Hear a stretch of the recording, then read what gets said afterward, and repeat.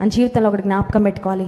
దేవుడు మనకు తోడుగా ఉంటే ఆర్డినరీగా కాకుండా ఎక్స్ట్రాడినరీగా ఆయన కొరకు ఏదో ఒకటి చేయడానికి ఆయన సహాయం చేస్తాడు. కానీ ఆయన మనల్ని విడిచిపెట్టేస్తే మళ్ళీ మన జీవితం ఏమైపోతుందంటే బ్యాక్ టు స్క్వేర్ వన్. ఇంతకు ముందులాగే అత్యంత సామాన్య స్థితికే మన జీవితము వచ్చివేస్తుంది. సంసోను జీవితమే దానికి ఒక చక్కని నిదర్శనం అని చెప్పుకోవాలి. ఇప్పుడు బంధించబడిన స్థితిలో సంసోను ఉన్నాడు, బలహీనమైన స్థితిలో సంసోను ఉన్నాడు, శత్రువుల చేత హేళన చేయబడుతున్న స్థితిలో సంసోను ఉన్నాడు. ఒక మాటలో చెప్పాలంటే హీ హిట్ రాక్ బాటమ్. ఇంకా అంతకన్నా దీనస్థితికి ఇంకా వెళ్ళలేడండి, అంత దీనస్థితికి వెళ్ళిపోయింది సంసోను జీవితం.